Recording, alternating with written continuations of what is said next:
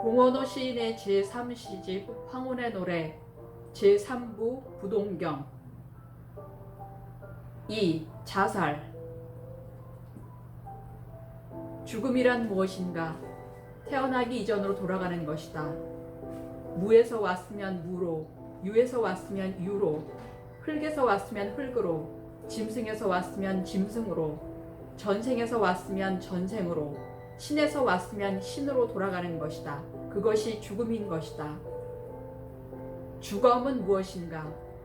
태어나면서부터 죽을 때까지 입고 다니던 헌옷과 같은 것이며 평생을 몸담고 살아온 헌집과도 같은 것이다.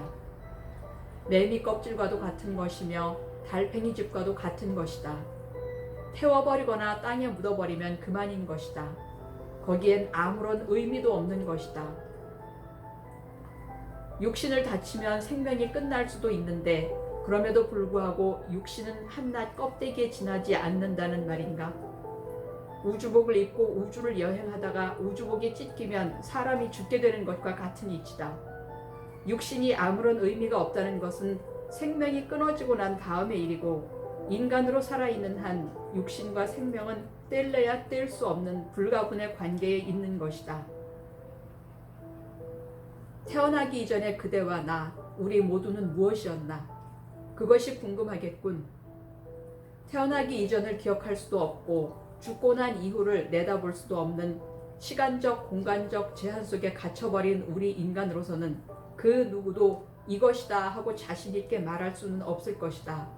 다만 소신에 찬 믿음에 따라 또는 각자의 종교에 따라 말할 수는 있을 것이니, 나의 믿음을 묻는다면 몇 번을 묻더라도 내 대답은 같은 것. 인간은 신에서 와서 인간으로 살다가 신으로 돌아간다는 것이다. 이에 얼마나 희망적인가. 내가 살던 고향으로 돌아간다는 것이다. 꿈에도 잊지 못하던 그 고향으로 말이다. 어렵고 힘든 인생의 영로, 괴롭고 고달픈 여행을 오래 계속할 필요가 없지 않은가. 자살로서 서둘러 이 생을 마감하고 귀향길에 오르면 될 것 아닌가. 귀향의 기쁨이 초라한 낙향이라서야 되겠는가? 눈부시게 찬란한 금의 환향이라야 하지 않겠는가? 히말라야 정상을 정복한 자와 도중에 포기한 자의 차이가 어떤 것인가?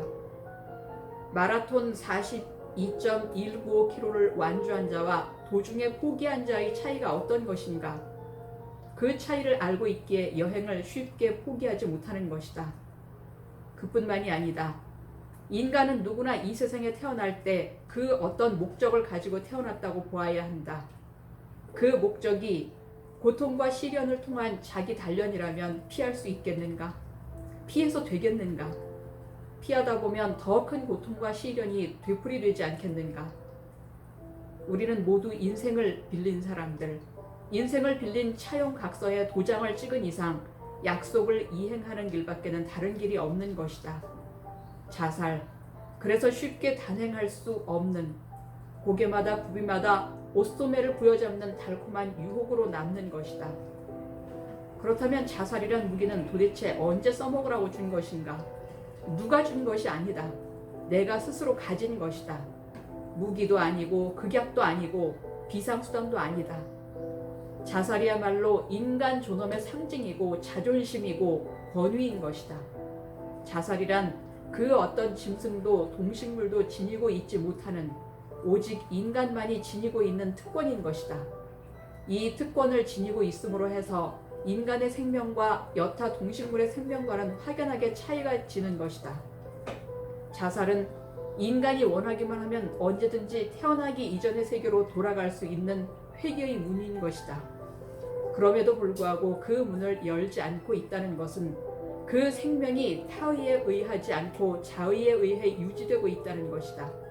곧 인간의 생명은 자의적이고 자발적이고 능동적인 것이라는 말이 된다. 반면에 회개의 문, 곧 자살의 능력을 가지고 있지 못하는 여타의 짐승이나 동물이나 그 밖의 모든 생물들의 생명은 타의에 의해 주어진 피동적인 생명일 수밖에 없는 것이다. 그러므로 인간과 동물의 차이는 피조물이냐 아니냐의 차이이며, 그 구분은 자살을 할 수 있느냐 없느냐의 차이로 증명된다. 따라서 모든 생명 중에서 인간의 생명이 가장 위대하며 자살이라는 단 한 가지 수단이 그것을 받쳐주고 있는 것이다. 자살 능력을 가지고 있지 못하는 어린아이나 장애인은 어떤가? 한 종족의 특성을 개인별로 말할 수는 없는 것이다. 인간 종족 전체, 동물 종족 전체를 두고 이야기해야 할 것이다.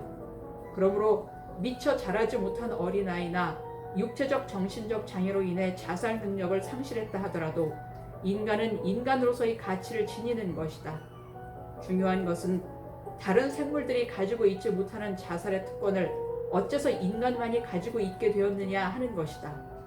다른 생물들은 타의에 의해 피동적으로 태어났지만 인간은 자의에 의해 자발적으로 능동적으로 태어났다는 의미의 입증인 것이다. 그렇기 때문에 원하기만 하면 언제든지 태어나기 이전으로 돌아갈 수 있는 회귀의 문까지 지니고 태어나게 되었다는 것이다. 비유를 하자면 바다 위의 조난자는 무방비 상태로 바다 위에 던져졌지만 구조자는 몸에 생명줄을 묶고 바다 위에 던져진 것과 같다고 할 것이다. 이제 이 세상에 나를 내어보낸 이의 정체가 밝혀졌다. 바로 나 자신인 것이다.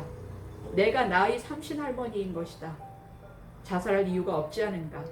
이 고해의 바다에 내가 나를 내던질 때 왜 내던졌겠는가? 첫 번째는 고해의 바다를 헤치고 나갈 힘과 능력이 나 자신에게 있다는 판단을 했기 때문일 것이고, 두 번째는 고해의 바다를 헤치고 나가기만 하면 어마어마하게 큰 상과 영광이 기다리고 있다는 것을 알았기 때문일 것이 아니겠는가? 그러니 지금의 나는 무조건 살아남아야 하는 것이다. 살아남기만 하면 되는 것이다. 살아남을 수 있는 힘과 능력이 나에게 주어져 있다고 믿는 것이다. 자살은 포기를 의미하는 것이다. 포기는 패배를 의미하는 것이다. 패배한 자에게는 그 어떤 상도 영광도 주어지지 않는다. 다만 부끄러운 치욕이 안겨질 뿐이다.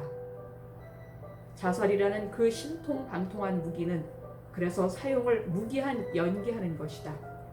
자살이라는 비상수단을 사용하지 않고서도 세파와 싸워 이길 수 있는 힘과 여유가 나에게 있다는 것을 만천하에 입증해 보여야 하는 것이다. 그래야 강한 내가 되는 것이다. 보다 강한 내가 되기 위해 자살을 핵무기처럼 보유하기만 하는 것이다.